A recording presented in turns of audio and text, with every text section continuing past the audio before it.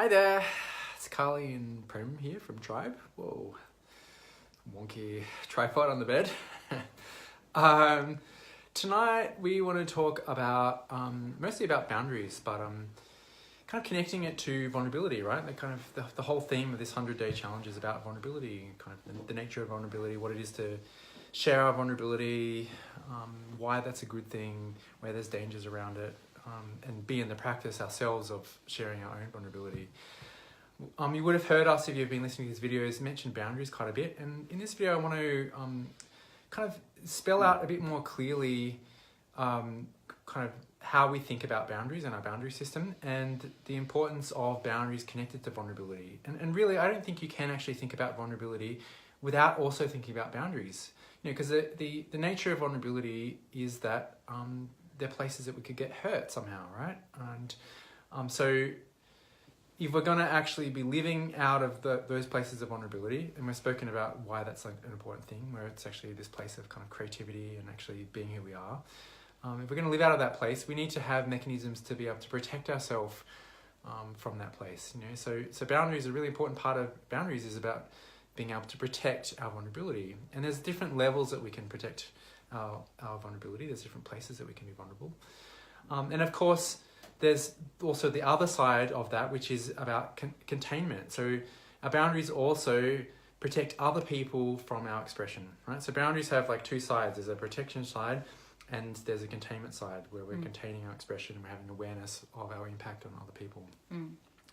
So unpacking that even more, we've been quite influenced by the work of Pia Melody. She's got amazing stuff around boundaries. And so what I'm going to do here is just like summarize some of how she describes boundaries. So there's two levels of boundaries. There's our external boundaries, which is really about our physicality. It's about protecting our physical vulnerability. And this could also be around how we want to be touched, if we want to be hugged or not. It's also to do with our property and the boundaries that we have around our property. So I think external boundaries are a lot easier to understand. The basics of it is really about how much distance. Am I okay having people... Oh, it looks like we've lost network. Can we take this will be paused right now. When I've been doing Facebook Lives, it just actually pauses. You need to go from the bottom. I actually turned the light. I can't really do anything else. So let's keep going and hopefully it comes back online. So external boundaries is about, a lot of it is about the how we want to be touched, the physical distance that it's okay for us to be with other people. And of course the containment side of that, which is how much distance other people are okay with and having awareness of that. Our internal boundaries are, I think, a little bit more tricky to understand. So our internal boundaries is really about our thoughts, our feelings, our opinions and beliefs. It's our kind of right to have thoughts and feelings, our own reality, and other people's right to have our own reality. And that's been a kind of a really important realization for me to realize that I have that right. I have that right to have my own perspective, and I have a right to feel a particular way, and no one else can really tell me what to think or feel. So let me pause there and just see what's kind of churning for you hearing that, Prem. I think about how, I think that the kind of most people, when they think about boundaries, they think about, if they're anything like me, before I learned about boundaries, I thought boundaries were saying no.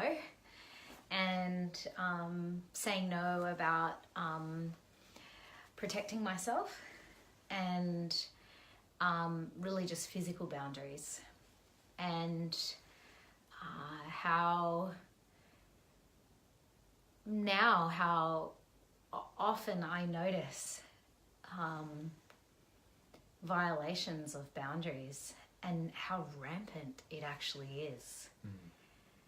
And that when a boundary is violated, an internal boundary is violated, we'll experience some kind of a reaction to that. But because there isn't an understanding of these dimensions or kind of a thorough understanding or breakdown of boundaries, I think I imagine that people have a similar reaction to how much I have reacted throughout my life, not knowing why I felt like all this kind of stuff on me, or I'd be coming out of an interaction and I felt like charged up, but I wasn't really sure why, or there'd be like this niggling feeling, and yet nothing that I said or they said really stands out to me. I can't quite put my finger on it. And now understanding these distinctions around, you know, internal boundaries and the protection and containment piece, I just think no wonder, you know, no wonder. I think a lot of our emotional responses are a reaction to boundary violations, either containment or protective issues around internal boundaries. Yeah, totally. It's like where we kind of get really entangled with each other, right? Because there isn't clean boundaries. You know, and for me, what's been amazing to understand is where I've had shitty boundaries, basically, you know, and how that's looked for me is if somebody's expressed a perspective quite strongly towards me, particularly if it's been critical of me, I've very easily taken that on as true and haven't been able to actually like keep it at a little bit of a distance and have that kind of point of, does this actually fit for me? Is this true for me? You know, and then kind of decide what to do from that place. And it's had me essentially really easily collapse. So it's like I'll just introject other people's projections. I'll take on what other people's thoughts are as truth, and then I'll just like feel kind of like the pain of that. You know, so that's like not having good internal boundaries. Yep. You know, but then and this to me is like typically the pattern, right? Is I can then get like angry and actually then start expressing my own perspective with a lot of force, and which actually then becomes offensive. You know, it becomes offensive in the strength of that expression. It can not make room for another person's perspective. You know, and that's what a kind of a boundary violation is in this kind of internal domain. You know, particularly around thinking boundaries, right? If I'm just like constantly saying no, that's not true, and like this is what's true. You know, not actually leaving room for another person's space, I'm actually violating their thinking boundaries, you know? And so my dynamic has been to like just take on other people's thoughts as true, and then like be aggressive and actually start being offensive actually in my own expression. You know, and to me this is then how we start to kind of, one example of entangling with each other. You know, and seeing that for me, it's like, and I've just been seeing this more and more recently, is been hard but also just like really helpful. Yeah. Something that I think is super helpful to look out for, if you feel like you're trying to convince somebody of something, like take a check, because that's usually when there's some kind of violation happening. You know, like you can probably assume at that point that there's a way that you're not respecting another person's thinking boundaries.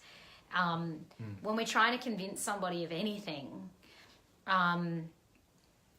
versus just sharing our reality and then waiting to hear the other person's perspective, if there's attachment to them having some kind of thought process, you can probably imagine that there would be some kind of thinking boundary violation happening. And I speak from personal experience, basically, because I think I've struggled with that. It's a certain sense of efforting that'll happen. And, you know, something that I feel some pain about is when I have interactions with friends when they haven't done this work, and what I notice is I'll share something about something I'm thinking, and they'll then respond by saying, I think that it's this. You know, and there's not like a kind of an honoring of that's my experience, you know, and today, you know, I practice more and more saying that, you know, I hear that's your reality and that doesn't quite fit for me. This is what would be more true for me. And I know that I've done it a lot, basically. You know, if I'm trying to, whenever we start to argue about the details of things, you can probably guess that there is some kind of thinking boundary violation going on, you know, where our perception of what happened is different. It's like, I think a pretty good rule to have is like, to argue around the detail of things, you know, of what happened, because everyone's reality is quite different. Yeah, totally. There's a few things I think about there. One is, if I want to have good containment in my thinking boundaries, I think using tentative language is really important. Not using like absolutes, not saying, you know, you're a such and such, you know, you're a dick or whatever it is, you know, like, or like, this is what happened, you know, like having, you know, more like language that could be disagreed with, which is kind of you seem, or I'm imagining, or, you know, I think this is the case, you know, so I'm actually owning that I have interpretations, you know, I totally have a right to those interpretations. But it is an interpretation, and being clear about that leaves room for somebody else to have their own interpretation. For example, like, you were really angry. Well, that may not actually be their experience, you know. So I'm imagining in that moment you felt pretty angry. Does that fit for you? That's actually letting someone be in their own sovereignty, and in actual fact, we'll have less pushback from the other person. Like, there's a way that when we have more tentative language, it allows the other person to like not feel that they're having to give up a part of themselves to protect themselves, you know, and then feeling defended when probably they don't really want to. Yes. Being more tentative allows actually a space for a curiosity. Like, I think that knowing stuff can be pretty dangerous, like knowing how someone else was and knowing what their behavior meant and what they were thinking gets super dangerous. Totally. I recently had that happen to me with an interaction where it was like someone was telling me like emphatically that I was like stuck in illusion some kind of way, and there was like no room for me to disagree, and there was no checking around it, and I'm just like I'm a no to this type of interaction, you know, and I said that, and I put conditions in place, like, you know, I'm happy to be challenged, but as long as it's in the spirit of inquiry, you know, like, you know, if I'm stuck in illusion, I want to know about it, but I want at least some room for me to be able to like check that out and share what my perspective is around it. So, you know, in that case, I put a condition in place, you know, and this is, you know, I think a really important thing around boundaries is the dynamic kind of adaptivity of boundaries, you know, so having openness and boundaries as a filtering system, but also being able to make them stronger and more rigid if we need to, which is what I did in that place, right? I put stronger conditions in place and said, look, I'm happy to interact if there's these conditions in place. You know. The other piece that I thought about as you were saying that, so you were saying this piece around if we're like looking to convince somebody that, you know, there's a good chance that we're actually, you know, not respecting their thinking boundaries. On the other side, I think about where I get defensive, you know, like, and to me that's a good sign that don't actually have my own thinking boundaries in place, you know, but because, you know, if I'm clear on what my reality is, it's like I don't have to defend that. It's just that's what's true for me, you know. Whereas if I'm like taking in other people's truth, oh my god, and then I've got to defend against that, and that's been like super common for me, you know. That's a big lesson for me. You know? Yeah, and I think that from that place there can be the perception that they can somehow control how I feel too. Like, you're impacting me, you're making me feel this way, when actually, like, that's not the reality. When I have good boundaries in place, someone can tell me whatever they're thinking and feeling, and whether it's about me, if it's about me, I can hear that as, oh, like Susie's telling me about Susie. Susie's telling me about Susie's perceptions. Yes. This is about Susie, right? Like, Susie notices these things, you know, like Susie, for example, I'm making up something pretty hypothetical because it's easier right now. I can't quite think of an actual example in this moment, but like, sorry if your name's Susie, don't get paranoid. I'm not talking about you. And if she is, it's more about her. Yeah, totally. So let's say, for example, someone like Susie said, you know, Prem, you're like so generous and like you're always so happy and loving. I could choose to believe that Susie's telling me about me, but the reality is Susie's telling me what she values. I'm not always happy, I'm not always positive, I'm not always generous. Like, I am that and many other things, but what Susie's telling me is that Susie values those things and they matter to Susie. So actually, Susie's giving me information about Susie. Susie's giving me information about how she perceives me, how she experiences me. Susie's giving me perhaps some information about what she doesn't see about me. And that's really more about Susie than it is about me. So what this brings, this level of containment in terms of me being able to see that as Susie is I have more opportunity then to live life in a more equanimous way, such that you can say good or negative things about me, and can I remain equanimous in that? And I can if I have good boundaries, because really what people are telling me is more about them. And there is a place where I can most certainly, hi Damien, you never watch our lives, this is the best, it must be a good one. Never's probably not true, I'm going to take that back, and that's more about me than it is about you, Damien. Lols. So what I get about me hearing that is that I really value Damien watching this live right now, and that I want you to do it more. Sweet. So so like if I have good containment around my boundaries, then I'm more likely to be equanimous, such that you can be whoever you are around me, and I'm not constantly being affected by that. Because if I'm constantly being affected by that, we're in this like vicious cycle, you know, and it's like essentially whoever is able to hold their boundaries the best is going to actually have create some kind of safety for the relationship. And then if two people are doing that, wow, that's great, because then we get to be autonomous people, you know, but in our togetherness as well. Sharing ideas, sharing experiences, but having autonomy, and that's healthy separateness. Totally. There's another really important indicator for me around knowing if I've got good boundaries in place or not, thinking boundaries in particular, which is can I have inquiry? I find if my boundaries disappear, all of a sudden my ability to inquire is also disappearing. Either I don't have boundaries and I'm like, get kind of defensive from that place, and it's like actually really hard for me to have this inquiry that you were just kind of giving an example of what is this saying about the person that is like, you know, making these statements, expressing these perspectives, you know, or I might get like, you know, angry and overly kind of aggressive in their assertion of my perspective, and once again I'm not having room to inquire you know, about the person. So I think that's a really important indicator. So we've talked a lot about thinking boundaries, but I do want to call out, you know, that a lot of this also applies for feeling boundaries, you know, that we all actually have the right to feel what we're feeling. You know, I think it's really important to be aware of our containment in our feelings and aware of the impact that we're having on others, but we have a right to our feelings, you know, and we are the only people ultimately who can know what we're feeling, you know. So if I'm going to respect another person's feeling boundaries, you know, I'm not going to say that they're feeling something that they're not, or that you want them to feel something different to what they are. That's right.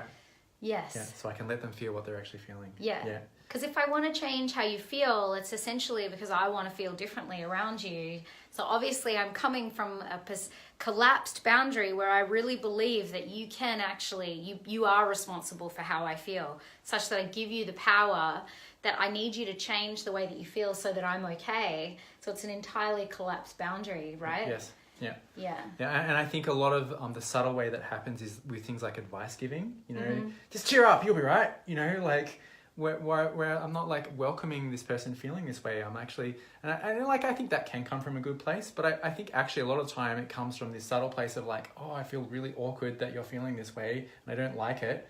You know, and rather than just saying that and owning my reality, I'm like trying to subtly shift how you're feeling by giving you advice and telling you that you should be feeling differently or something like that. I think often, Carly, people aren't actually aware that they even feel awkward, especially in conscious kind of spiritual communities where there's a lot of kind of knowing about stuff. Yes. I see a lot of violating happening in that particular realm, in that world, in that way, because it's like... there's almost, my perception is that there's almost what's been missed or lost is just like allowing what's most alive to come through that person in the moment, and holding the practice of just hearing and having empathy, and like trusting that if that person wants to know something from me, they'll ask me, you know, and that everything else they need to know will come to them naturally, you know. And I see... And myself have definitely been like, for sure, I have to be careful of this, of like wanting to go into fix-it mode, advice giving, suggestions, I don't know if people are, or I'm necessarily aware of my own awkwardness in it, you know? Yep. It's like almost like to be dissociated from how I'm being impacted, you know, which would be like a break in my own feeling boundaries, is that I'm not actually staying really connected to my own feelings and how this conversation might be impacting me and being autonomous. Instead, I can be enmeshed, totally not realize how it's impacting me and go straight into advice giving to try and change what's going on. Yeah. I think it's a great point, you know, and to me, the implication of that is that we can kind of accidentally violate people's boundaries a lot, you know, and this is then where I think the practice of like making amends and actually just like, you know, in hindsight going, I didn't realize that I was probably actually like offensive to you somehow in that moment, you know, because we're all going to do that, right? Yeah. You know, and we're going to do it to ourselves and we're going to do it to each other. So this is not about being kind of perfect and having the perfect boundaries. It's just like learning and seeing these things and having like ideally enough awareness to at least kind of make sense of it in hindsight. Right. Make amends out of it. For me, it's like, how do I become the most safe person to be in relationship with? Yeah. You know, and how do I become the most safe kind of place for myself to be in interaction and relationship with others? And that's how it feels good to me to think about it, versus like I need to be perfect, because shit, that's hard. You know, embrace the imperfection. And then like I can have collapsed boundaries when I'm trying to be perfect. You know, you're interfering with my perfection right now because now I'm messy and you caused it. But like even the notion of being perfect, I think is a collapsed thinking boundary, you know. But I feel that basically the more I can make admissions around where I violated someone else's boundaries, or let someone know if something doesn't fit for me, A, I'm not going to carry resentment, right? And B, I'm also like course correcting, like you said, such that the relationship's more likely to become a more securely attached relationship where there's more trust and rapport. Yep, totally. So just like moving towards wrapping up, I want to kind of tie this back to our overall theme, which is kind of, you know, the importance of boundaries for vulnerability and being able to express vulnerability. You know, so, you know, having good boundaries means that we can actually have like a healthy sense of separateness, you know, and that we can create a lot of safety with being with each other, because I know how to protect myself. I can trust that you're going to contain yourself so that I can feel safe with you, you know, and then essentially we're like, from that kind of practice, allowing the full sovereignty of who we are to be expressed and honoured, you know, and including our vulnerability, you know. So, and you know, and it's these skills which I feel so passionate to like develop culture around, because if we have that kind of culture such that we can like fully be ourselves, you know, be in our own sovereignty, be in our own vulnerability, you know, and then be in the kind of all the beauty that kind of vulnerable expression entails.